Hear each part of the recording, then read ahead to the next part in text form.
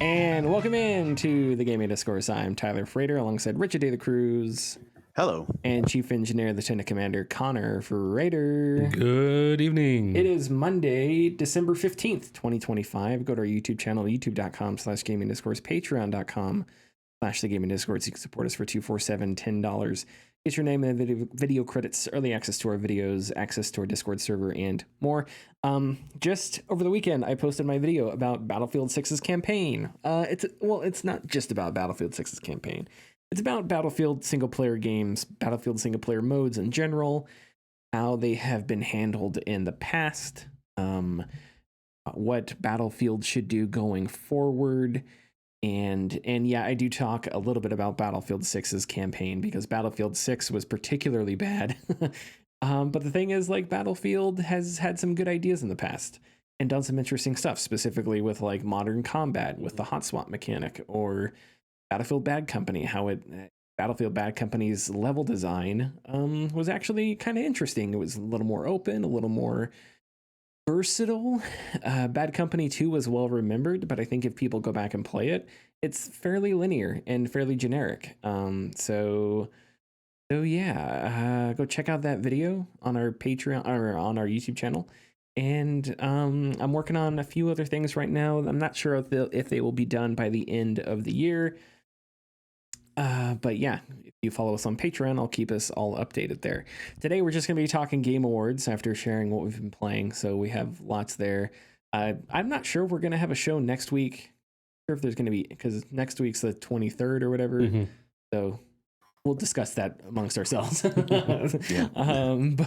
So we may be off next week. I don't know. But you will know soon. Okay, so Connor, you have been playing a little more Rogue Trader. Yeah, I restarted Rogue Trader because I ended up not liking the build that I started out on. I started a similar build, but I was just making different choices as time, going along different skill pathways. Really enjoying it. I'm a fiend for 40K. So this is just another avenue for me to get my fix. And it's a part of 40K that gets some attention because the settings started as Rogue Trader and then went to what we know now. Wait, 40K started as that? Yes. What? Yes. Really? Yes. That's weird. That's like learning the NFL started as like, I don't know, like handmade scarves, and they're like, now we just, play professional football. It's like, wait, what? So yeah, it was originally Rogue Trader. It was more RPG like, and then it went more towards wargaming. Yeah. Okay. Interesting. So was it first called Rogue Trader 40K or something? It was first called Rogue Trader, and it was just set in space. Yeah. Okay. And then eventually they were like, what if there was a bunch of Marines? And then what if we made models out of these guys? Yeah. Originally the Marines were just a pop. The Marines were just dudes in suits. They weren't like super soldiers or anything like that. Okay. Yeah. I never knew any of that. That's interesting. Okay. Yeah. The Necrons were just Terminator ripoffs. Just Terminator ripoffs? Yeah, 100%. They didn't have their like Egyptian aesthetic or anything like that. It was just mindless killing machines that were out to destroy all life. We have James Cameron to thank for so many things. Alien, so Halo, 40K, so many things. James Cameron, we just have to say thank you to. Mm-hmm. Okay, interesting. So what kind of build do you have then in Rogue Trader? So I went down the background of Noble. So starting with like doing a lot of buffs, and the like class system, I went officer and then grand strategist. So I am just buff everyone forever. Oh, so you're like a support class almost. Yes, like a priest. Kind of. Sci-fi priest. Kind of. There are sci-fi priests. There are sci-fi priests. 40K, yeah. But what I do is I manipulate my teammates, my squad, and I can give them extra turns outside of their normal turn. Okay. So like for example, there is an Adepta Sororitas member with you. And I like, if I can position it right, I'll just have her go full auto, and I'll just give her a bonus turn right before her turn, or like whenever I can. And then if we get to like my character's ultimate ability, give her a full another turn in the system. Oh, that sounds awesome. So she gets 3 full turns where she just turns on turbo mode and mows down everyone in front of her. Yeah. So there was recently an update for. Yes, they added the Adeptus Arbites, which are space cops. Did they change the game at all? Did they? They did. They incorporated the character that you get from the DLC and his Cyber Mastiff.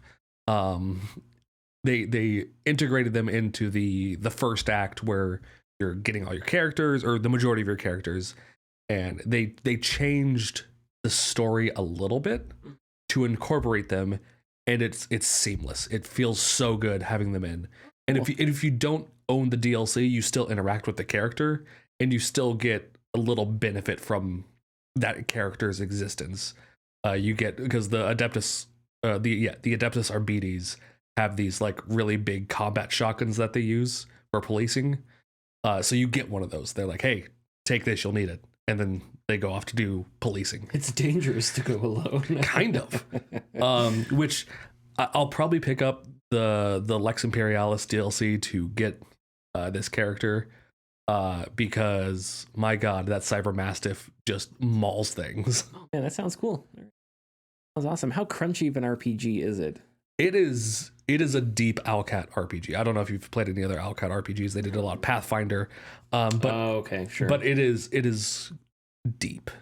Okay. If you want to dive into it, there are layers upon layers, or you can just treat it as like a more surface level RPG, and just min-max, do like light min-maxing just to optimize damage outputs. I do miss crunchy RPGs. I haven't played a crunchy RPG. Rogue Trader is like I know you're not super into 40K.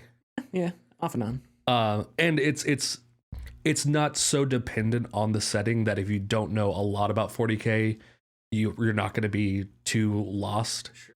There's some characters that if you know more about the lore, you'll be like, oh, what are they doing here? And like it gets you more invested in it.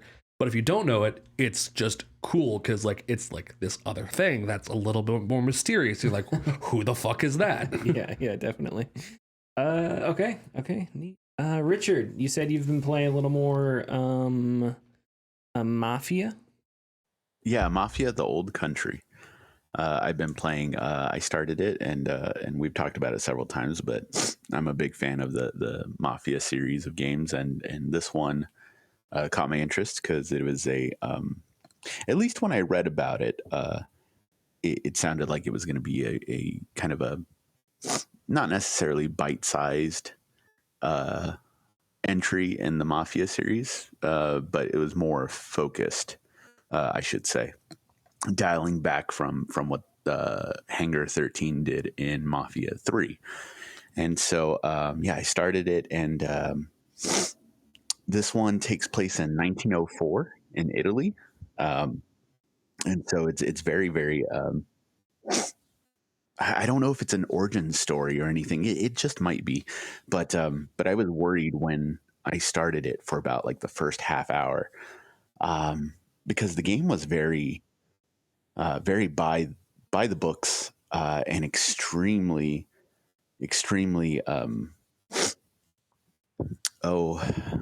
predictable in what was going to happen to either certain characters or the storyline itself.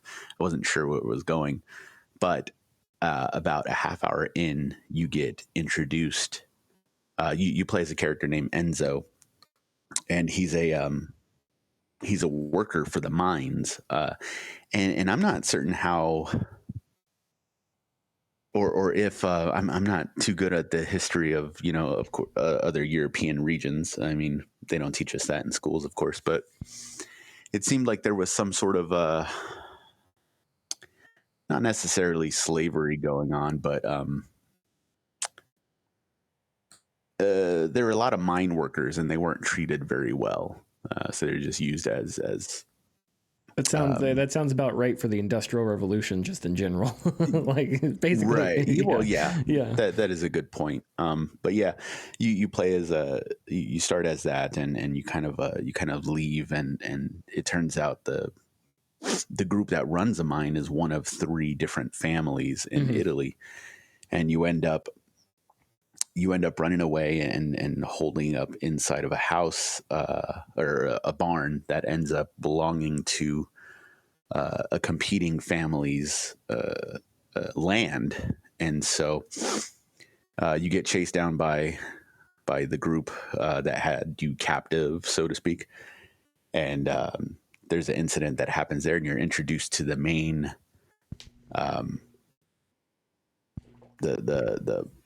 the ringleader of the family you start to work for. And as soon as he is introduced, I felt like I was immediately all in, because this is where like the vibes of like mafia come in, and like the families and stuff like that.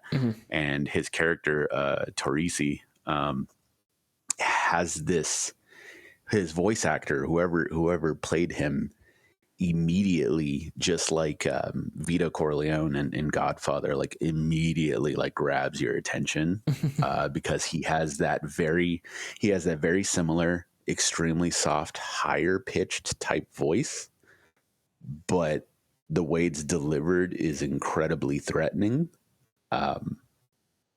And I was all in. So you start to work for that family, and as the game progressed and started to introduce more characters, and you started to kind of like work slightly up in the hierarchy of the family. I'm only a couple hours in, but it kind of like took a 90-degree turn as far as like its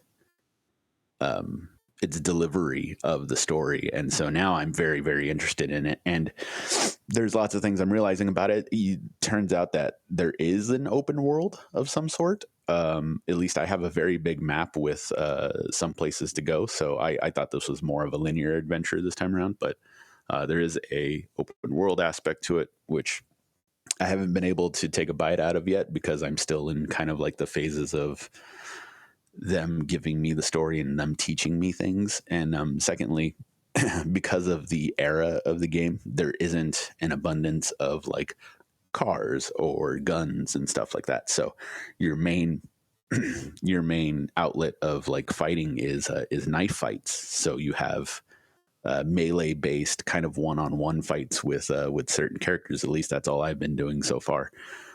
And that's neat to encounter, because it is very old school in game mechanic style. It's not very difficult, but you do have like your character has a health bar and the enemy has a health bar. But the way that the UI has it, it's very reminiscent of just like old 2000s games, rather than something that's very fancy, just like Expedition 33 or maybe like the Dark Souls games.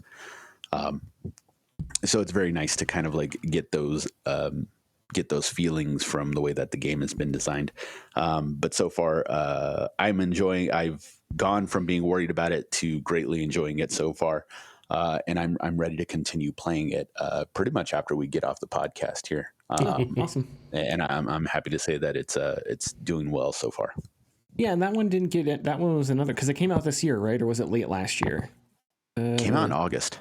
Okay, yeah, yeah, it wasn't even that long ago. Oh man, yeah, and it came out in August, and it was another game that was a budget title this year. I think it was like $50. Yeah, and yeah, because I think it was on sale for $40 last time I saw it, but that was another game that sort of, I think, flew under the radar. It got solid reviews, and I think it sold well, or well enough for it. So I think it was like a success all the way around, but don't quote me on that. I don't have the numbers off the top of my head. But that's definitely one I would like to get into, because I've only sort of played here and there the Mafia games. I never really got into them, but the setting is interesting, and yeah, the idea that it's slimmed down and maybe a little more focused is interesting as well. And it's always cool to have games set in places that you don't always see. So Italy early in the 1900s, like that's really interesting. Like take me to a different place, a different time, and then how do you play that off of the sort of the stereotypical like American, the connection to like the Italian mafia in the United States and whatnot. So there's a bunch of interesting stuff that I think would be cool to see how they handled. Was it developed by Hangar 13? That one, the old country. Yes, this one is also developed by them. Yeah. Okay, cool. So what have I? So I bought. I've bought some games. I was like, okay, I'm gonna play so many games, it's gonna be great. And then I got in for it's a really weird thing. I got into making custom Call of Duty zombies maps for Call of Duty World at War. Wow. I know that's out of left field. That's very strange. Everyone needs a hobby. But let's just say it started off as like how do you do this? Or like, you know how to do that? Oh, that's cool. And then it progressed to, oh yeah, this is like the actual thing you download. Oh, you can just drag this and make a wall, and here's how you color it. And now it's like, all right, I've got 2 buildings. I've got an airstrip. I've got the spawns. This is where the player spawns. I've learned how to code a little bit, how to dig into it. It's not super complicated, but how to script a little bit and how to like spawn weapons and stuff. So now it's like, oh, I'm, every day it was like, I might as well just keep working on this map so I could release it to the tiny, minuscule community of people still playing Call of Duty Zombies World at War, Call of Duty World at War Zombies.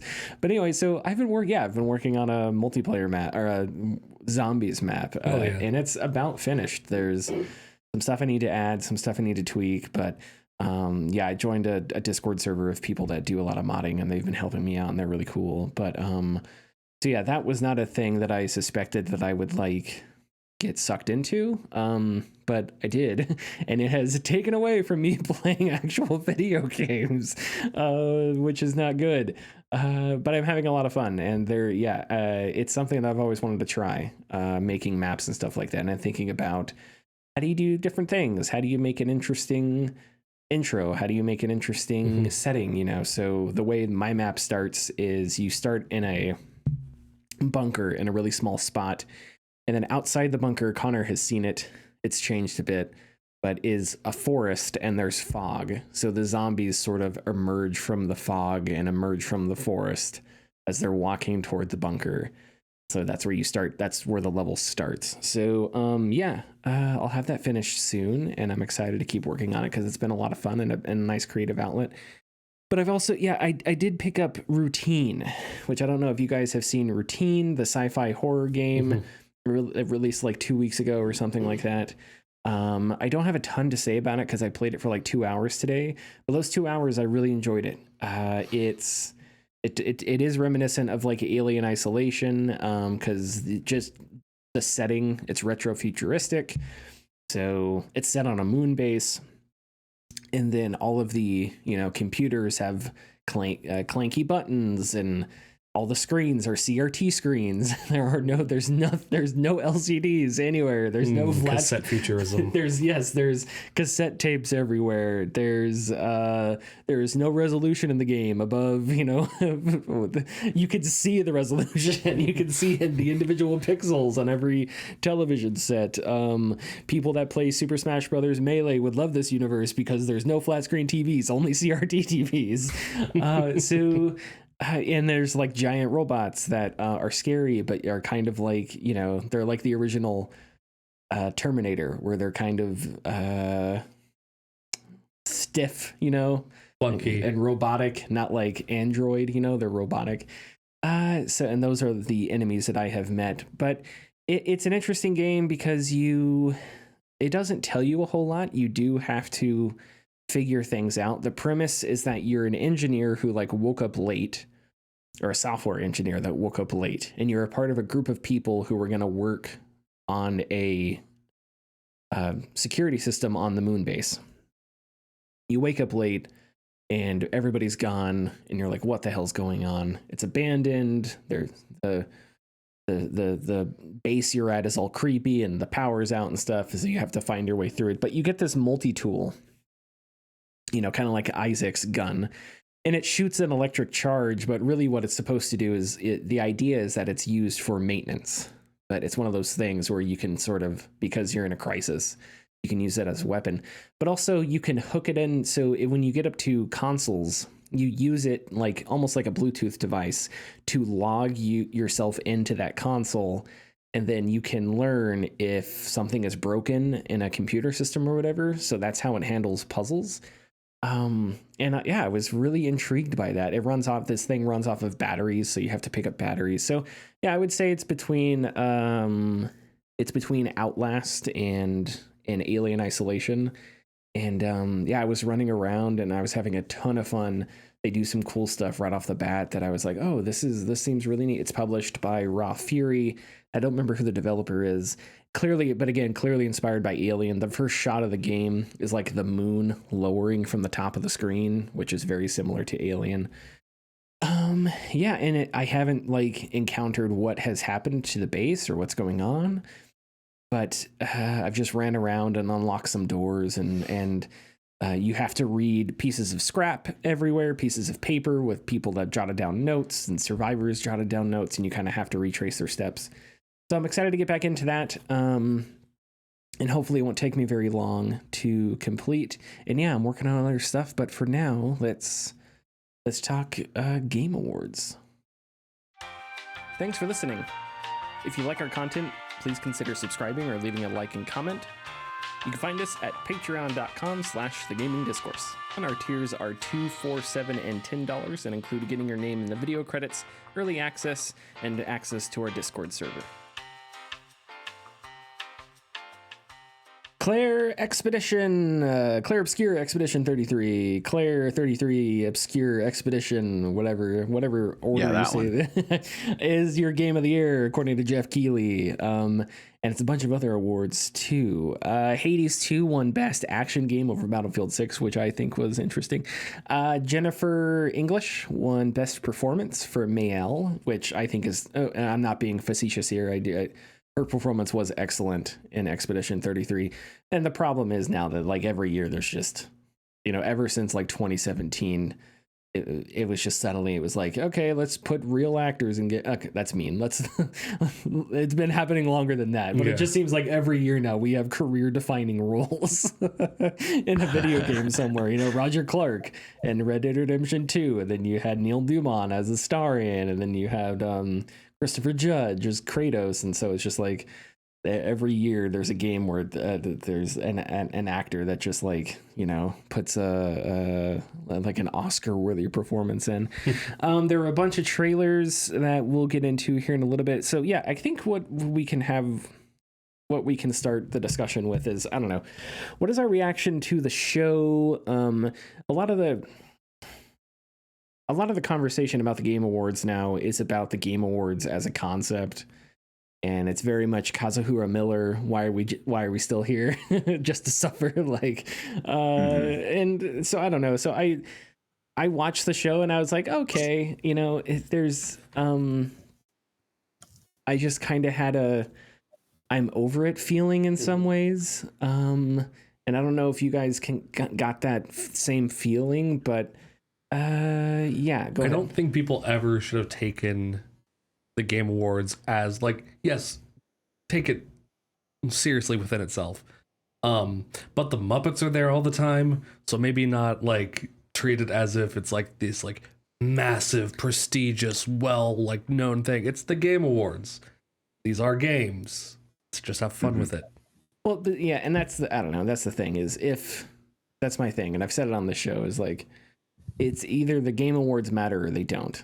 And if they do matter, you got to get rid of best ongoing game. You have to figure out how Battlefield 6 can win an award for being probably the best shooter to release this year, right? Like the best multiplayer shooter. Wasn't there a best first person shooter award? Like why isn't there a best first person shooter award? There's enough of them released every year, right?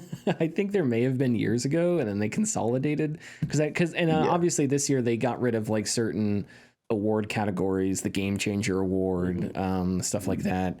So just drop the Content Creator Award.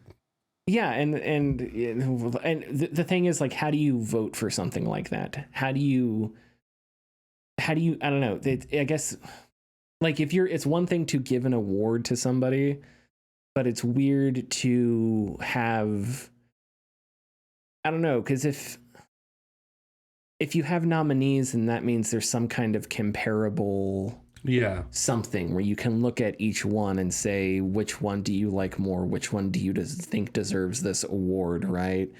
But like content creation is just such a broad term. So again, it's another one of those words that just like, and always critical to even want it. But this year also like felt a little less meaningful. I don't know. Last year there was that Amir Satvat guy who was helping people get jobs, and he came out on stage and delivered like a really nice speech. This year just didn't. I don't know. This year didn't feel like that. And so maybe I'm just this year I was just more cynical for whatever reason. We had another like 45-minute Warframe presentation that's just like, it's just a Warframe ad that they just buy with all their like Tenno money. It's just like, why are we doing this? What's up? Sorry. So that's kind of my overall reaction. It was just like a whatever. I don't hate it. It's like I'll watch it next year, sure, but I do think it's this year was just, I don't know. This year was just kind of. It's been a year. It doesn't surprise me that the Game Awards was also in that same vein. It's like, what are we doing? Yeah, there's that. Expedition 33. Like I said, it's fine. It can win Game of the Year. It's fine. I have opinions about the game itself. I still don't get the ending. I have Googled the ending and I can't find an answer for my problem, which is spoilers. Why are we here? Well, just to suffer. Well, the thing is, like, the ending has two options. Either A, no one exists except for two characters, which is weird because it's like you're telling me I've been talking to illusions this whole time. Or B, they do exist, which makes the family a family of mass murderers. And the game doesn't address this at all. It just goes right into, isn't this sad? You have to make a choice. And I'm like, well, wait, hold on. Split the difference. They're a family of mass illusionists. Mass illusionist murderers. Yes. But I can't get over that. I can't get over the implications of the ending. And so it's weird when people are like, man, the story is so good. And I'm like, is it though? Like, is it the ending? Like the beginning of it is really good. Like the beginning of the game is fantastic. But when it throws those twists at you, it makes the story worse because it makes it feel way less magical, way less mysterious, way less dreadful. And it just becomes, a bad holodeck episode. And so it's just like, all right, that's whatever. We're just living in a simulation, man. Yeah, I know. Richard, did you have an overall takeaway from the Game Awards? Did you? No, I didn't. Okay. No, I didn't because I don't think about it that hard. Maybe because I already, when they gave out like all the nominees or whatnot, I already was like, oh, okay, well, it's Claire Obscure, like 100%. As much as, I agree with you in certain aspects on like the story. Like there was, if someone came in and told me it was a 10 out of 10, I'd be like, yeah, sure. Like I can agree with that because I do think the game is good enough to be lauded as such. But so the nominees, like the categories were something that I didn't really pay attention to this time around because I knew that whatever it was, Claire Obscure was going to win. I am very kind of thankful and surprised that South of Midnight won best games for impact. And I'm very happy about that because I thought that they were at least going to be nominated for art direction, which they were not, which was strange, which was stunning. Yes. But other than that, I mean, I was very happy personally with all of the like announcements and trailers. Yes. But yeah, the award show was it was kind of something that I already knew what to expect. So I had no feelings towards it whatsoever. The other thing I would say is that I think maybe one reason that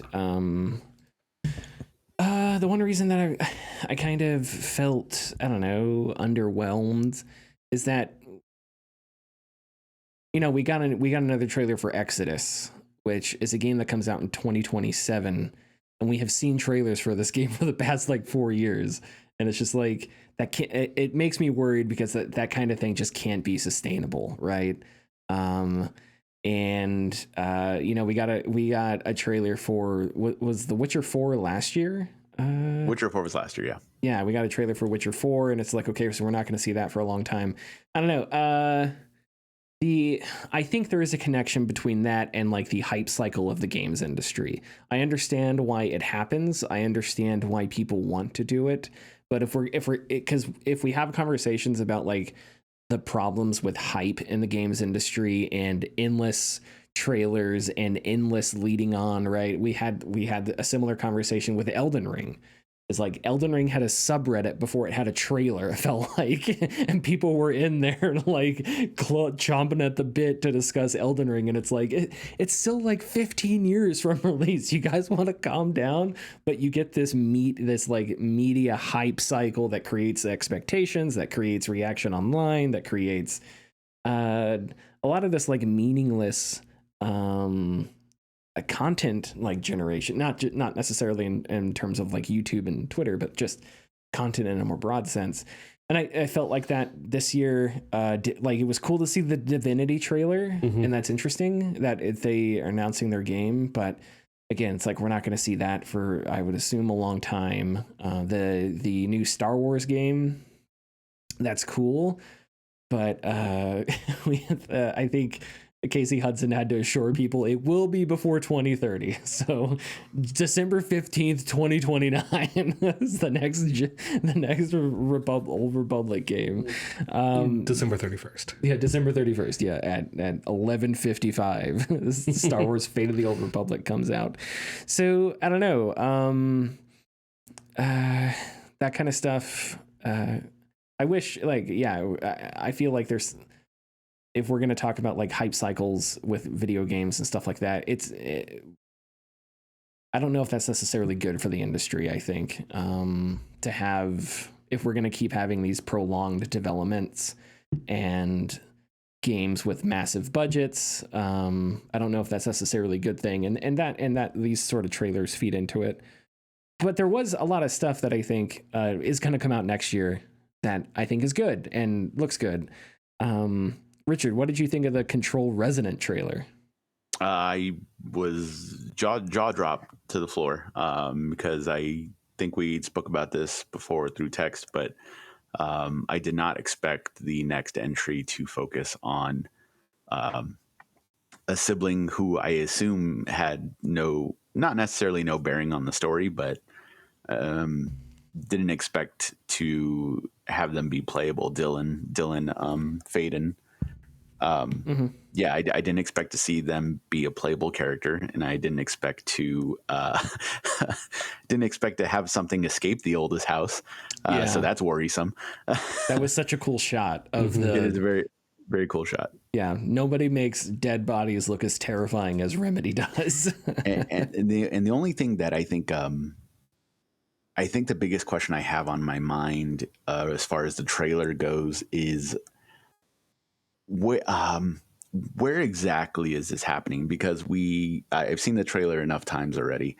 Obviously, it shows New York, the New York skyline. It shows the New York like streets, but there's a very prominent shot of, which I'm going to have to watch the trailer one more time because I'm sure I have my details wrong. It shows Dylan on, the medical bed, hooked up to IVs and stuff. And then someone comes with their weapon and essentially kills Dylan, or at least stabs him. The outfit that they're wearing is very similar to what Dylan is wearing at the end of the trailer. So is this all in his mind that's going on right now to escape something, or is it actually happening in the real world? And that looked like Jesse. I thought it was Jesse too. The hair is a little more red than Dylan's. Yeah.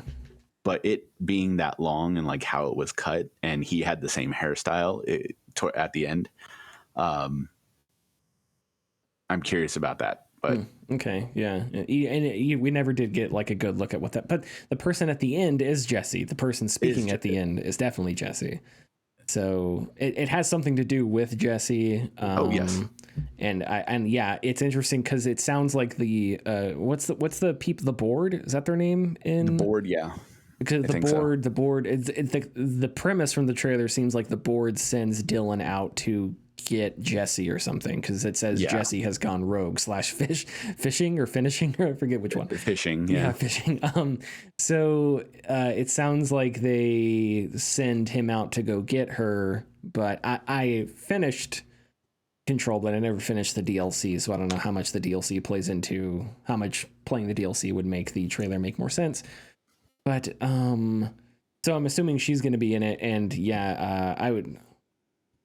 Remedy likes to do, Remedy showed off Alan Wake 2, and the guy in the Alan Wake 2 trailers wasn't even necessarily Alan Wake.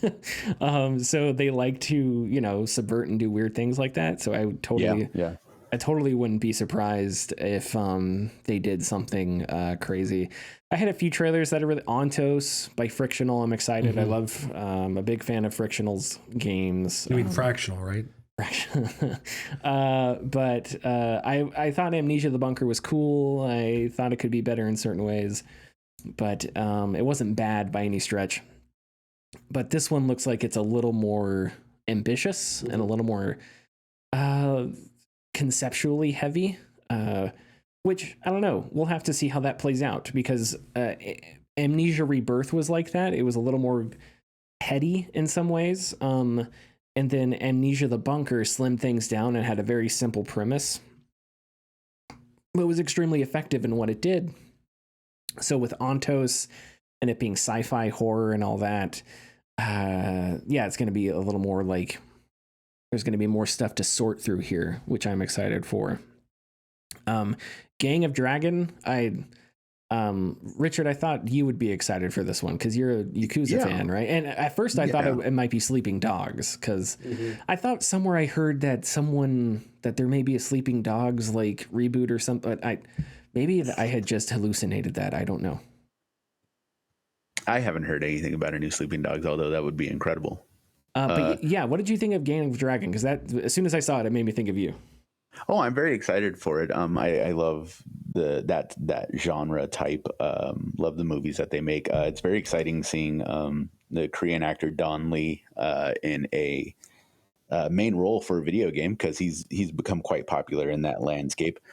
But there are screenshots, and I don't think any video, but there are screenshots of the gameplay of it, and it looks like we're going to be going further into GTA territory with this game, because there appears to be driving and appears to be guns as well. So with Yakuza, it's very limited in what you can do, because it's all like hand combat and now turn-based JRPG. But I'm excited because the Nagoshi, I think, is the director. He left Sega to make his own studio, and this is his first game. Because of that. And so, he's definitely turned up what he wants to do with it. And so, it seems exciting once again. I can't wait for it to come out, but it's waiting until then.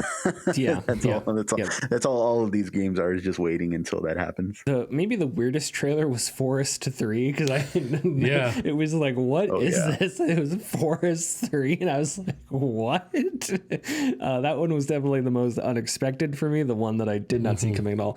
Man, Saros looks so good. I just can't. I can't wait for Saros. And it makes me so happy, and I've shared this story before, but Housemarque, after Nex Machina, they were like, we're going to make a battle royale. And it's like, oh, that's too bad. Housemarque has this distinct style, this fun personality, and now they're just chasing trends because they're in an economic position where they have to do that. And that project disappears, and all of a sudden they reappear on Sony's radar, and then they make Returnal, which was not a perfect game, but was a damn good game. And a game that I want to go back to so bad. And how they took that, they they did expand because they made smaller arcadey games, Housemarque, right? For the most part. And so they expanded that into a third person that's a little more higher on the budget side, but it still retained the arcadey feeling, dodging projectiles, shmup feel that so many other games had.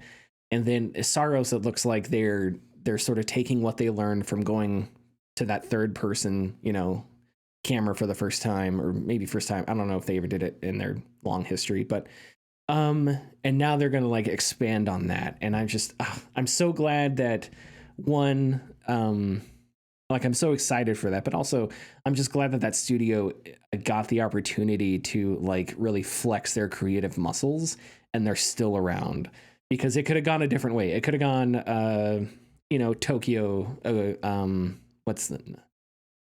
Ghostwire Tokyo. What's the developer there? Tango Software. Yeah, it could have gone Tango, where they were just like shut down, and all that creativity and all that like ethos is gone. But that's not there. But that's not what happened. They're still there, and so I'm just, oh man, every time I see trailers for that, I'm so excited, and that's going to be in early 2026. So that's up there on my radar. Same thing with Resident Evil Requiem. I'm really excited for that. Man, yeah, very excited. What did you think of some of the so? I thought it was like, oh, Leon, cool. Let him retire. But I saw some people like weren't happy because, it's the internet, so whatever. But I don't know. Richard, are you excited for Leon returning? Would you rather have new characters? What do you think? I'm fine with Leon returning. My side of the internet is like ecstatic that Leon is back. Yeah. Like Leon is by far the most popular character in the Resident Evil series, and I understand why.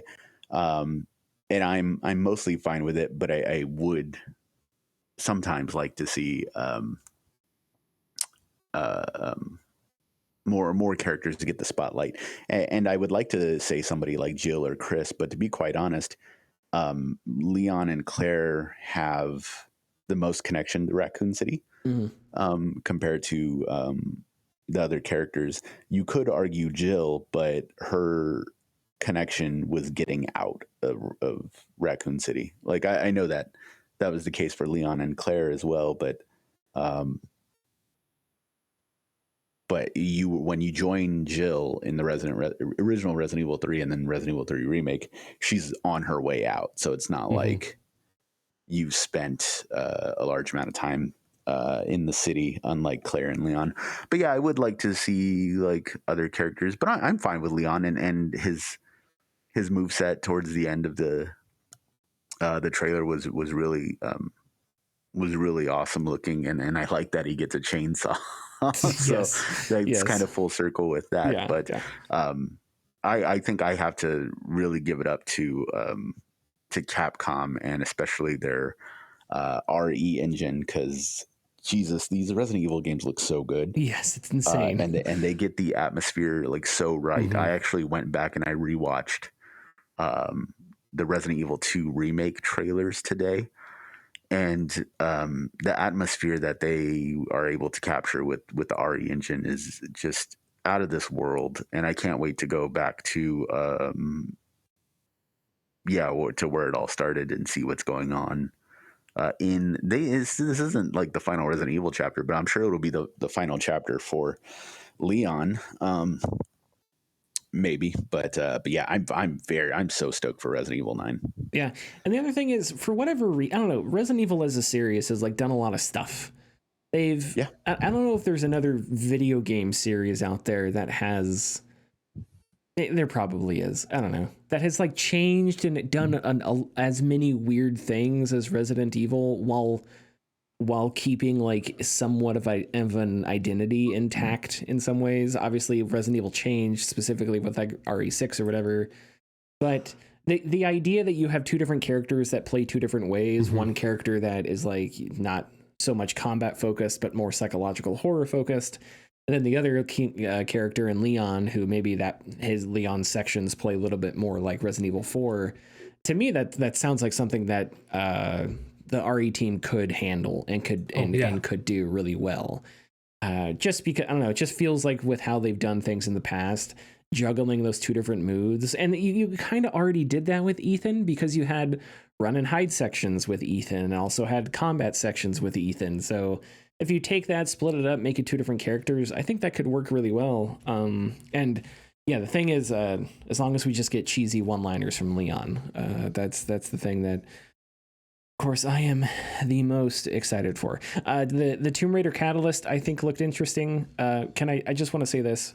We need to do more in video games. We need to do more and the titles, right? Oh, yeah, I see what you're saying. So like Tomb Raider Catalyst, I don't know, or Resident Evil Requiem. Like we have these words, rebirth, reloaded. But Revengeance. yeah, exactly. But like Indiana Jones and the Great Circle, how good of a name is that? That makes it excited. What is the Great Circle? It's this mystery, it's like this big adventure sounding thing, just like Indiana Jones and the Temple of Doom. It's like, oh man, it's evocative, it's exciting. So we need more. That's a tiny bit of a misstep, especially for the which another game I'm excited for is the remake of the original Tomb Raider, The Legacy of Atlantis. If they did do and the Legacy of Atlantis, that would hit a little more as far as the title goes. But even that is better than Catalyst, right? Because Catalyst is just, and I'm sure it'll make sense in the story. Like Catalyst for what? Like I'm sure there'll be a thematic thing that makes sense. It's also very weird to put because Catalyst is usually like the start of something, or like the beginning of something, and like this Catalyst is like the 8th, 9th game in the series that takes place after Underworld. So it's kind of this weird, like, well, what are you starting again? Because we've already started with what you're releasing next year. I want the anthas. I want Tomb Raider and the Idol of Baal, which is a D&D thing. I don't know. Just something like that. Baal's an actual god. There you go. That's what I want. Tomb Raider, Raider and the Shroud of Jesus. Tomb Raider. Oh, Shroud of Turin. Shroud of Turin. That's what I was thinking. I mean, you got to steal the Shroud of Turin. Like that's the kind of stuff. That's the kind of stuff that I want. Give me give me big mystery. Give me spectacle and adventure. That's the kind of name that I want. Ace Combat 8 looked cool. I desperately want to play one of those in VR. And Ace Combat 7 VR is locked to the PS4, unfortunately. Oh shit, is it? Yeah, it's one of those games because remember, PS VR games aren't forward compatible or whatever.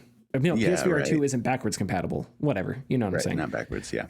So yeah, it's one of those games that just like with Resident Evil is locked to Resident Evil 7, which I'm sure there are mods, and I could probably find them.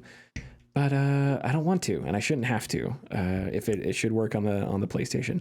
Outwards, the game with the claymation with the children that have no mouths. That's a trailer that we've seen before that I thought was really cool.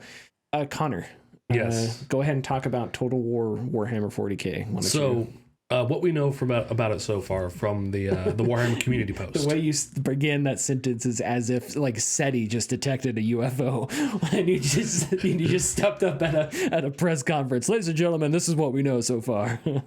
What we know about so far from the Warhammer community post, they're doing all the right steps with it.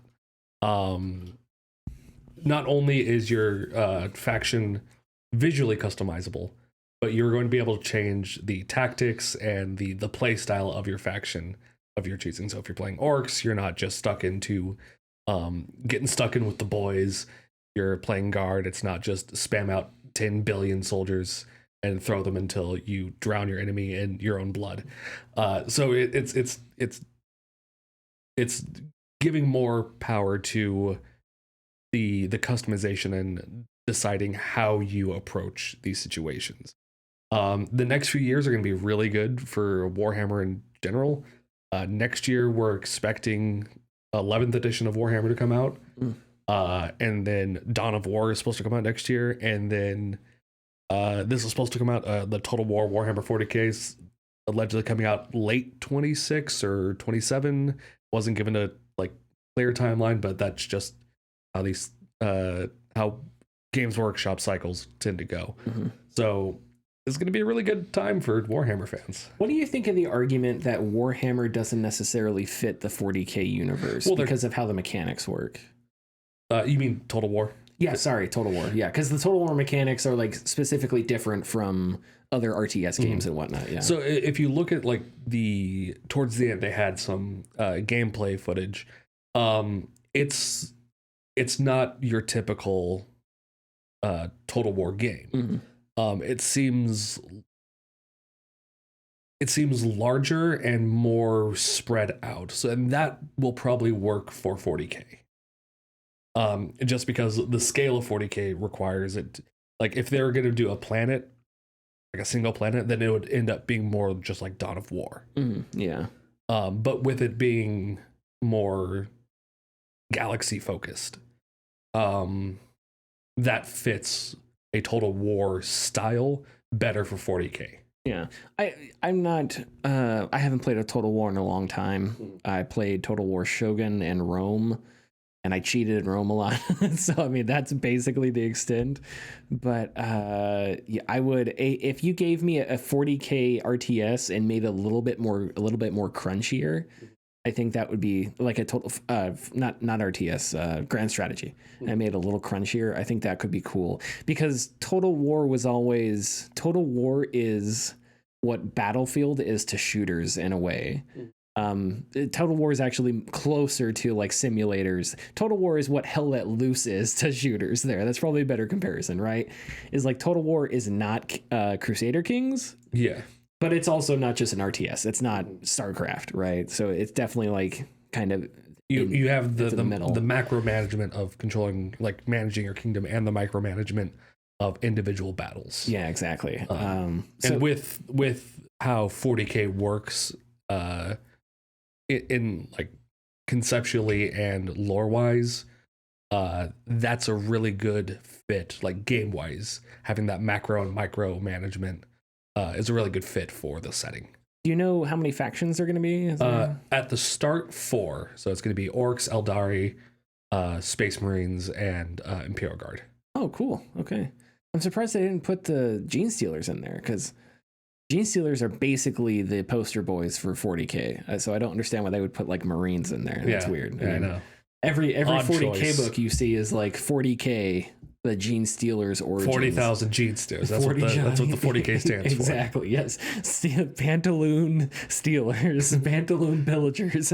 Okay, Richard. Yeah. I think I'm going to say something and you're going to agree with me. The best music we heard during the Game Awards was that incredible Mega Man trailer. Oh yeah. Yeah. What did you think of them? It wasn't a whole lot, but what did you think? I was watching it, going down the tunnel, and I was trying to figure out what it was, and immediately I noticed the screens had years on them, like as they were passing by.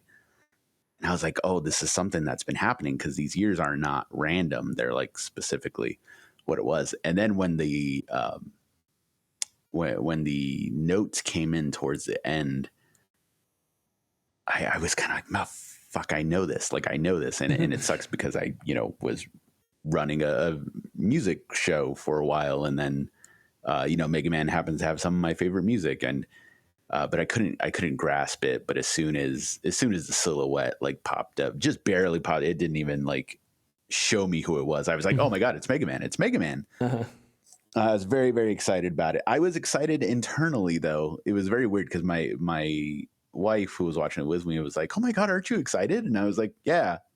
Because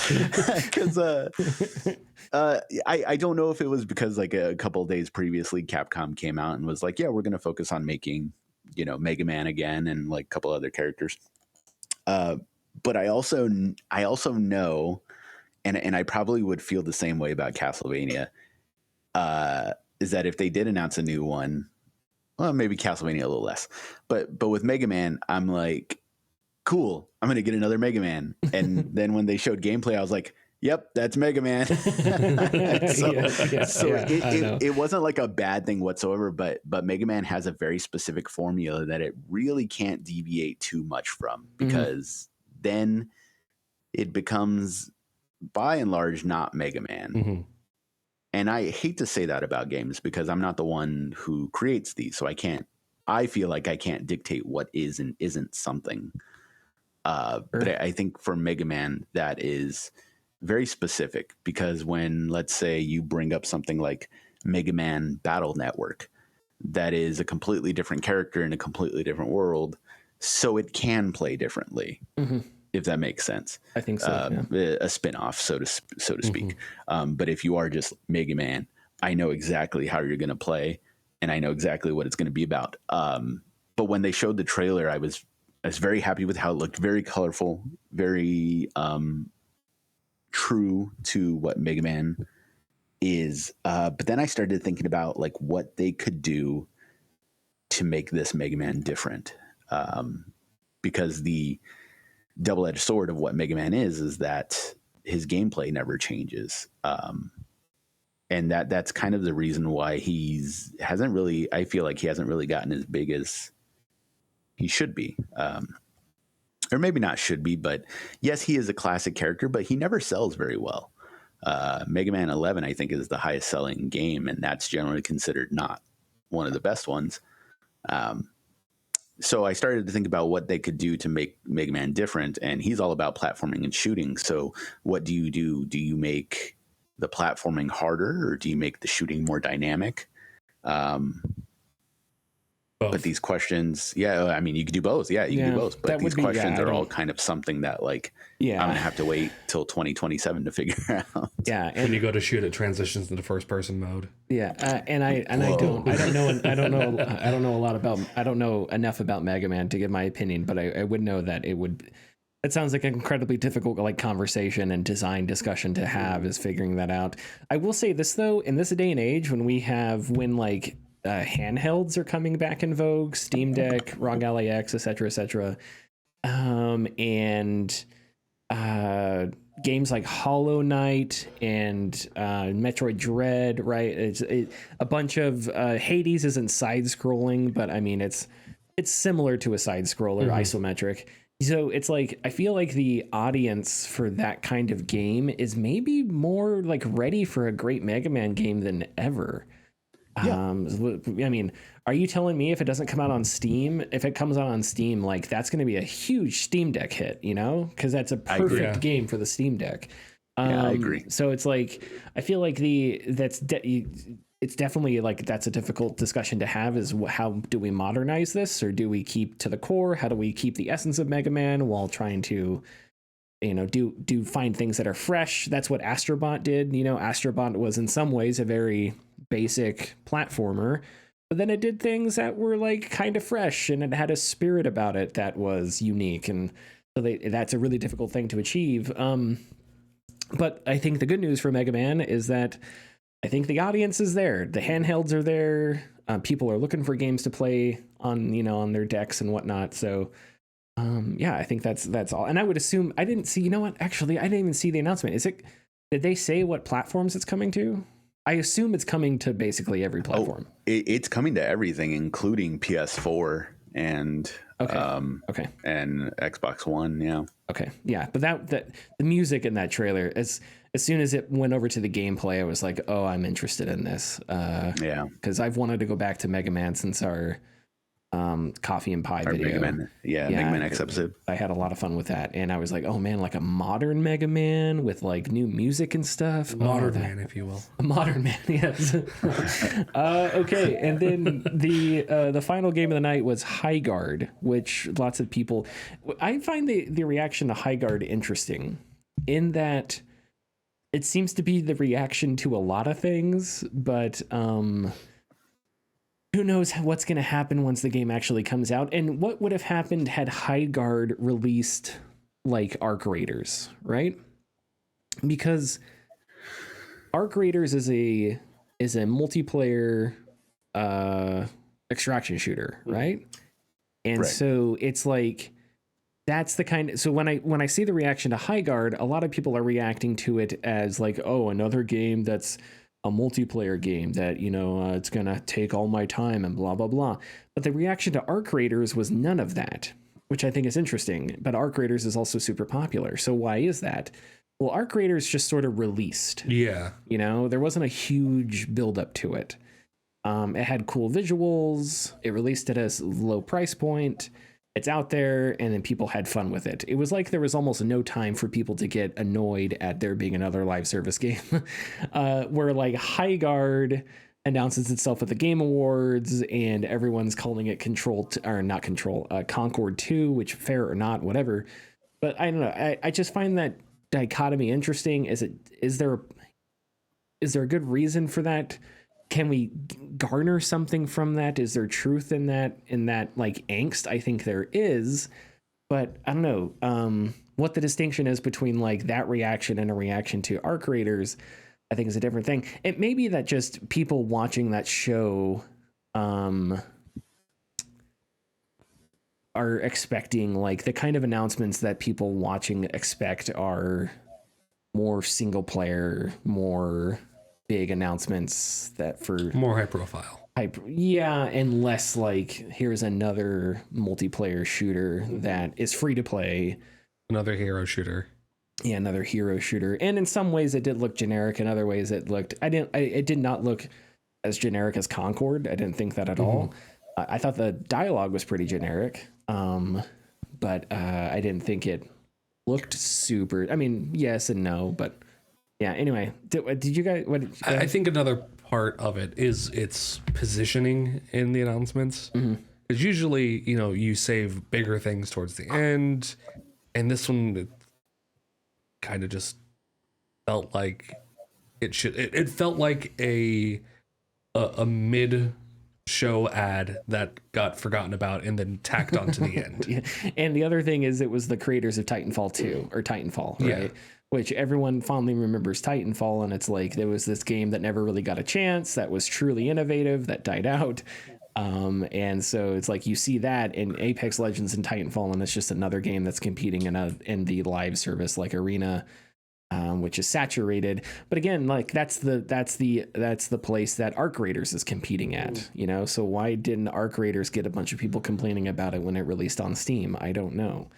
So I don't know. I think maybe it's because Arc Raiders wasn't made by the people that made Titanfall, or at least it wasn't sold as that or whatever. Yeah. I don't know. But I do have a new breed of shooter. Yeah, or calling it a new breed of shooter, and then when you watch the trailer, it's like this kind of looks like Destiny. There's even that move where the guy's like tossing spears, and isn't there someone in Destiny that does that? Yeah, a certain class does that. Yeah. A certain class does that. There was the character that kind of looked like there was like the big strong character that his moves kind of look like Winston's moves from Overwatch. Obviously, people are comparing the name Highguard to Overwatch. So yeah, I have some sympathy for that reaction. Because the saturation of live service economies and live service games, I do think is a problem. At the same time, I don't think we shouldn't have those games. I do think another part of it is I think the whole, I made the joke about it, the new breed of shooter. I think a lot of people are starting to get tired of hearing that over and over again each time a new shooter comes out. Right. Instead of telling us, just show us something cool from your game. Yeah, and if there's anything to be gleaned from like Battlefield 6 is that Battlefield 6 may not necessarily be a new type of Battlefield, but at its best, it gets down to the essence of Battlefield and executes that. Yeah. It has a really specific identity. You don't need to reinvent the wheel, just figure out how to use it better. But in that, you also don't want to be generic. That's the other problem, right? Yeah. So like that's the balancing act that's difficult, is you want to have an ethos, but you don't, and you want it to be relatable and understandable, but you don't want to be generic. So there's the balance. Richard, did you have any thoughts on Highguard? No. Yeah.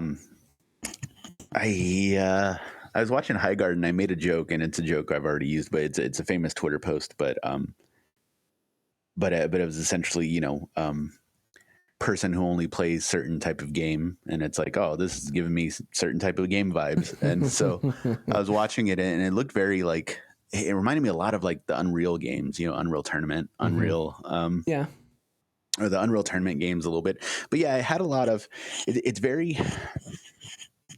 You shouldn't make a trailer to say that you're evolving something, or giving a new breed of this type of game, and yet show gameplay that I will admit, like, the game looks like it plays very well. It looks like it plays fun, but it doesn't. It's not providing me with anything that I haven't seen before.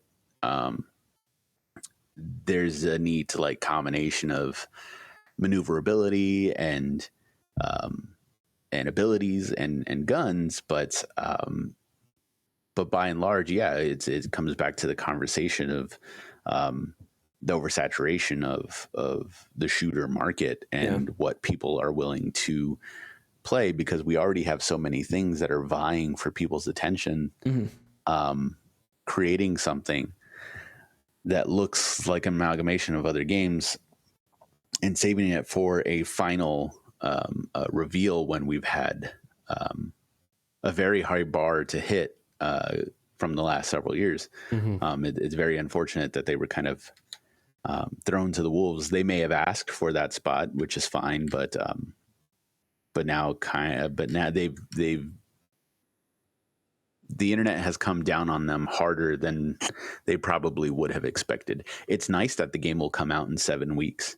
But nowadays, having a free-to-play tag along with team-based hero shooter is not necessarily a death knell, but it's definitely a detriment towards your game and your audience. I think the way to do it is just to release it.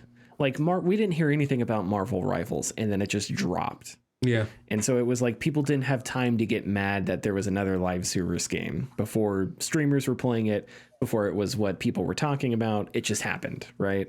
Yeah. So maybe that's Highguard's mistake. Is Highguard is just, a month before it released, it should have just put a trailer out there and not tried to announce itself as the next best thing, and instead just done it the Marvel Rivals way, or done it the Arc Raiders way, which Arc Raiders, people knew about Arc Raiders for years, but it was never like a big game awards thing.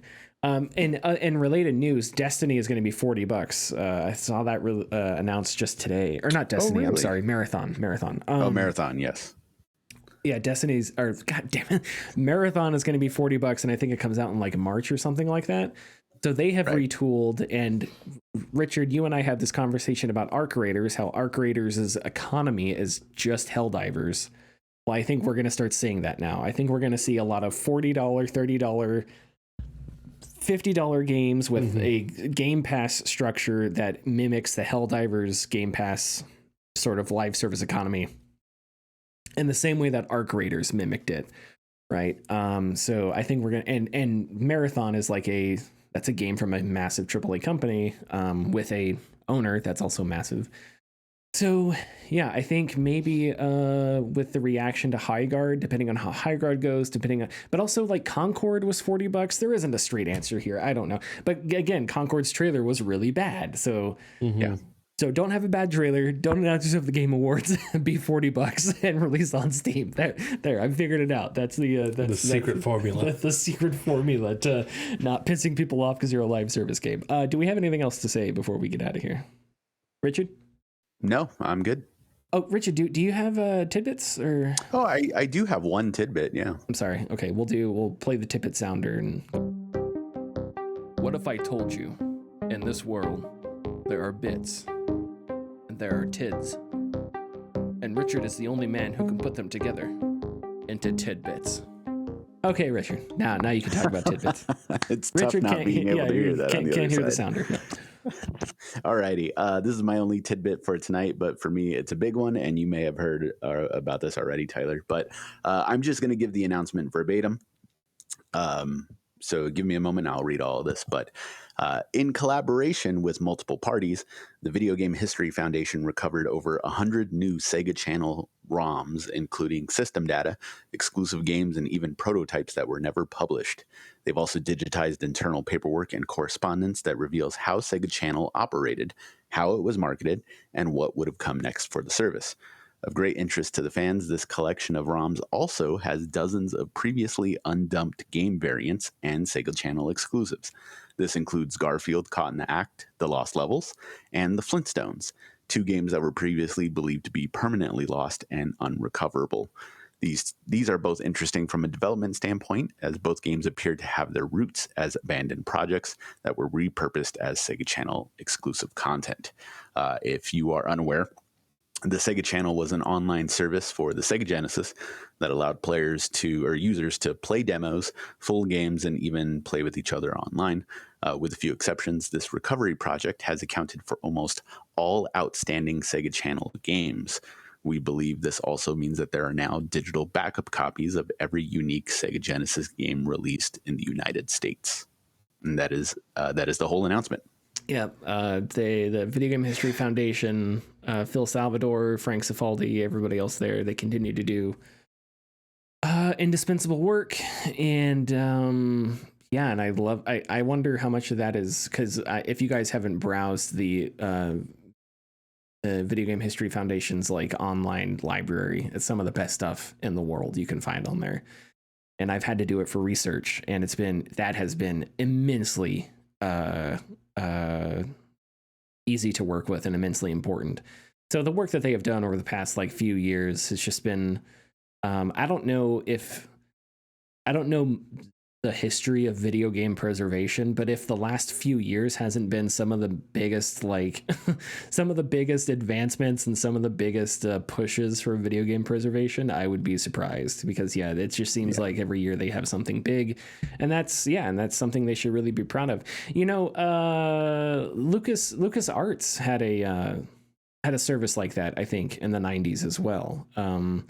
It didn't run for very long, but they also had like a Steam like Game Pass like service in the 90s that they tried out way ahead of its time, but the infrastructure just wasn't in place. I don't even remember what it was called. But it's interesting to learn about those things, because you realize how long these ideas have been around and how many different times they've been attempted. But it's just the stuff, whether the user's infrastructure, technology, whatever, just wasn't there. Okay. Follow us, youtube.com/gaming discourse, patreon.com/the gaming discourse. Go check out my video on Battlefield 6, and we'll see you next week. Bye-bye.